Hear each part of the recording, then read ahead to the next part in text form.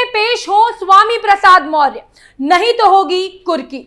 जब कानून का डंडा चलता है तो अच्छे अच्छों का इलाज होता है। कभी उत्तर प्रदेश की सरकार में जो मंत्री हुआ करते थे, अब वो भगौड़े घोषित हो चुके हैं। इसे ही कहते हैं समय का चक्र, और अपने किए गए कामों का खामियाजा भी भुगतना पड़ता है। उत्तर प्रदेश सरकार में पूर्व मंत्री स्वामी प्रसाद मौर्य और उनकी बेटी को लेकर कोर्ट के ऑर्डर्स ने हड़कंप मचा दिया है, जिसके बाद उत्तर प्रदेश की सियासत भी गरमाई हुई है। तो क्या कुछ है पूरा मामला, सब कुछ आपको हमारी स्पेशल स्टोरी में बताते हैं। नमस्कार, आप देख रहे हैं कैपिटल टीवी की स्पेशल स्टोरी और मैं हूं आपके साथ प्रियांशी मिश्रा। स्वामी प्रसाद मौर्य को लेकर कोर्ट का आदेश, कोर्ट के फैसले से बढ़ी पूर्व मंत्री की मुश्किलें। कभी अखिलेश यादव के करीबी नेताओं में शुमार रहे यूपी के पूर्व मंत्री स्वामी प्रसाद मौर्य को 440 वोल्ट से भी ज्यादा तगड़ा झटका लगा है, क्योंकि पूर्व मंत्री स्वामी प्रसाद मौर्य और उनकी बेटी पूर्व सांसद संघमित्रा मौर्य के खिलाफ अदालत ने भगौड़ा उन्हें घोषित कर दिया है। दोनों के साथ ही 3 बाकी लोगों को भी इस तरह भगौड़ा घोषित किया गया है। स्थानीय सांसद विधायक अदालत के विशेष न्यायाधीश आलोक वर्मा ने 5 जुलाई को पूर्व मंत्री स्वामी प्रसाद मौर्य, उनकी बेटी और पूर्व भाजपा सांसद संघमित्रा और बाकी 3 आरोपियों को दीपक कुमार स्वर्णाकर नामक युवक को परेशान करने के मामले में भगौड़ा घोषित किया। मामला संघमित्रा मौर्य की शादी से जुड़ा हुआ है। बिना तलाक लिए दूसरी शादी के मामले में अदालत की तरफ से कई वारंट जारी होने पर भी पेश नहीं होने पर एमसीएमएलए कोर्ट के स्पेशल एसीजेएम आलोक वर्मा ने ये सख्त कदम उठाया है। अदालत ने इस मामले की सुनवाई के लिए अगली तारीख 27 अगस्त की तय की है। सभी आरोपियों पर मारपीट, गाली गलौज, जानमाल की धमकी और साजिश रचने का आरोप है। अदालत में हाजिर न होने पर विशेष अदालत ने स्वामी प्रसाद मौर्य, नीरज तिवारी, सूर्य प्रकाश शुक्ला उर्फ चिंटू और ऋतिक सिंह के खिलाफ धारा 82 दंड प्रक्रिया संहिता के तहत कार्यवाही करने का आदेश देते हुए उन्हें फरार घोषित करने का भी आदेश दिया है। दीपक कुमार स्वर्णकार ने संघमित्रा का पति होने का दावा किया है। कुमार ने उत्पीड़न मामले में बार बार समन और वारंट जारी करने के बावजूद आरोपी अदालत में पेश नहीं हुए, इसलिए अदालत ने यह आदेश पारित किया है। अदालत ने अब इस मामले की अगली सुनवाई की तारीख 27 अगस्त तय की है। हालांकि इससे पहले पीड़ित दीपक की तरफ से दायर एक शिकायत पर सुनवाई करते हुए अदालत ने कहा था कि मामले को देखने से लगता है कि 5 आरोपियों के खिलाफ युवक दीपक पर हमला करने, उसे जान से मारने की धमकी देने और उसे खत्म करने की साजिश रचने का मामला बनता है। शिकायत में खुद को पत्रकार बताने वाले युवक ने आरोप लगाया है कि संघमित्रा ने साल 2019 के संसदीय चुनाव से पहले बौद्ध रीति रिवाजों के साथ उनके साथ दूसरी शादी की थी और चुनाव के बाद उसे इस बारे में लोगों को बताने का आश्वासन दिया था। दीपक ने अपनी शिकायत में कहा कि लेकिन चुनाव के बाद संघमित्रा सांसद बन गई और तब से उन्होंने और उनके पिता ने पुलिस और गुंडों की मदद से उनका उत्पीड़न करना शुरू कर दिया। मौर्य और संघमित्रा ने इन कार्यवाहियों को रद्द करने के लिए उच्च न्यायालय का रुख किया था, लेकिन अदालत ने उनकी याचिकाओं को खारिज कर दिया था। आपको बता दें कि मामला लखनऊ के एमपीएमएलए कोर्ट में दायर हुआ है। बताया जा रहा है कि कोर्ट ने 3 बार समन, 2 बार जमानती वारंट और 1 बार गैर जमानती वारंट जारी किया था, जिसके बावजूद स्वामी प्रसाद मौर्य और संघमित्रा कोर्ट में पेश नहीं हो रहे थे, इसीलिए कोर्ट ने उन्हें फरार घोषित कर दिया। शपथ पत्र में संघमित्रा ने खुद को बताया था अविवाहित। कोर्ट ने अपने आदेश में कहा कि आरोपी कोर्ट में हाजिर नहीं हो रहे हैं, लिहाजा उनके खिलाफ धारा 82 की कार्यवाही की जाती है। परिवाद के आरोप में परिवादी दीपक कुमार और संघमित्रा साल 2016 से साथ रह रहे हैं।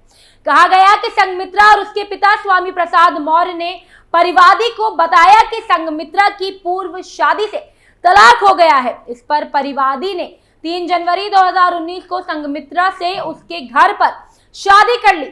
वही संघमित्रा ने 2019 के चुनाव में शपथ पत्र देकर खुद को अविवाहित बताया है, जबकि बाद में वो शादी का पता चलता है कि संघमित्रा का मई 2021 में तलाक हुआ था। आगे कहा गया कि जब वादी ने साल 2021 में विधि विधान से विवाह करने के लिए कहा तो आरोपी स्वामी प्रसाद मौर्य ने वादी के ऊपर कई बार विभिन्न स्थानों पर अन्य आरोपियों के जरिए जानलेवा हमला करवाया। इस मामले में मुकदमा भी दर्ज करवाया गया था। भगोड़ा घोषित होने के बाद क्या होता है? कभी उत्तर प्रदेश सरकार में मंत्री रहे स्वामी प्रसाद मौर्य और उनकी बेटी को जब कोर्ट ने भगोड़ा घोषित कर दिया तो कई तरीके के सवाल उठ रहे हैं कि आखिर भगोड़ा घोषित होने के बाद क्या होता है, ये क्या है, क्या ये कार्यवाही रद्द हो सकती है, क्या इसमें कुर्की की कार्यवाही भी होती है? तो चलिए आपको सब कुछ बताते हैं। वैसे आम बोलचाल की भाषा में ऐसे लोगों के लिए भगोड़ा शब्द इस्तेमाल किया जाता है, पर कानून की भाषा में इसको फरार व्यक्ति की उद्घोषणा कहते हैं। भगोड़ा घोषित आरोपी की संपत्ति भी जब्त की जाती है। सुप्रीम कोर्ट के अधिवक्ता अश्विनी दुबे के मुताबिक जब कोई व्यक्ति कोर्ट के आदेश के बावजूद नहीं पहुंचता, कोर्ट के समन के बाद भी कोर्ट में पेश नहीं होता, तो किसी केस में जिसमें वो आरोपित है कोर्ट की नजर में जांच में सहयोग नहीं करता, ऐसी स्थिति में कोर्ट किसी को भगोड़ा घोषित करती है। किसी को कब फरार घोषित किया जाता है? अगर किसी अदालत ने किसी आरोपी के खिलाफ गैर जमानती वारंट जारी किया है और कई बार नोटिस या समन जारी करने के बावजूद आरोपी सरेंडर नहीं करता है तो उसे भगोड़ा या फरार घोषित कर दिया जाता है।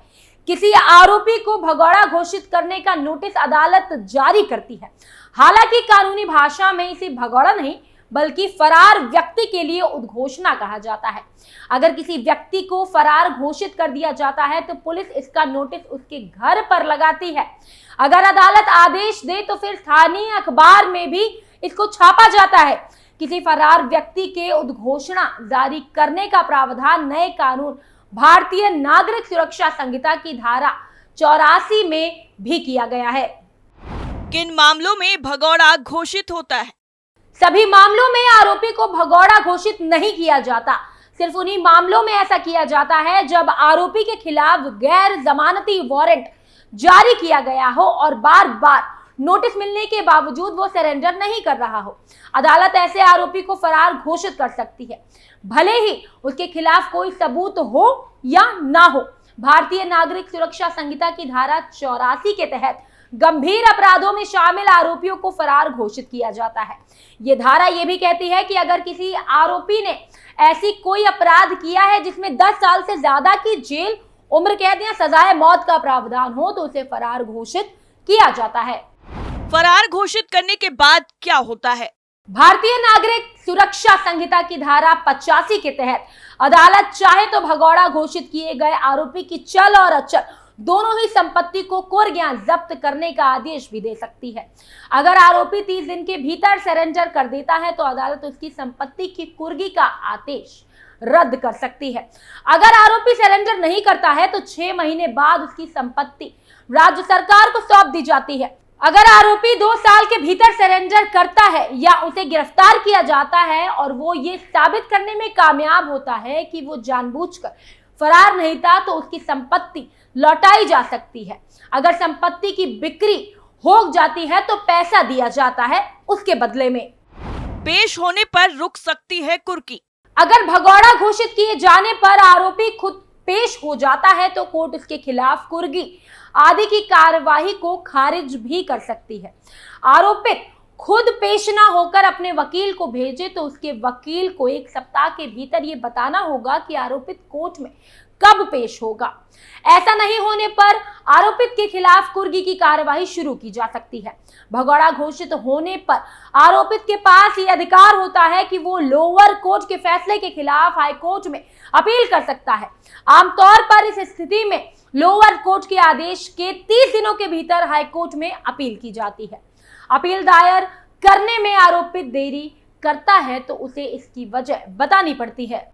गैर मौजूदगी में भी चल सकता है ट्रायल। अधिवक्ता दुबे बताते हैं कि पहले सीआरपीसी में ऐसी कोई व्यवस्था नहीं थी कि आरोपित की अनुपस्थिति में ट्रायल चले। तब किसी को भगोड़ा घोषित करने के बाद उसकी संपत्ति जब्त कर ली जाती थी और मीडिया के अलग अलग माध्यमों से उसके फोटो आदि प्रचारित प्रसारित किए जाते थे। इसके अलावा कोई कार्यवाही नहीं होती थी। अब बीएनएस में पहली बार किसी आरोपित को भगौड़ा घोषित किया जाएगा, फिर उसकी संपत्ति जब्त होगी और कोर्ट में ट्रायल भी चलाया जा सकता है। अब स्वामी प्रसाद मौर्य के मामले में देखना होगा कि वो किस ऑप्शन का इस्तेमाल करते हैं। हमारी स्पेशल स्टोरी आपको कैसी लगी कमेंट बॉक्स में हमें जरूर बताएं। और फिलहाल के लिए इतना ही, लेकिन बाकी खबरों को जानने के लिए आप देखते रहिए कैपिटल टीवी। नमस्कार।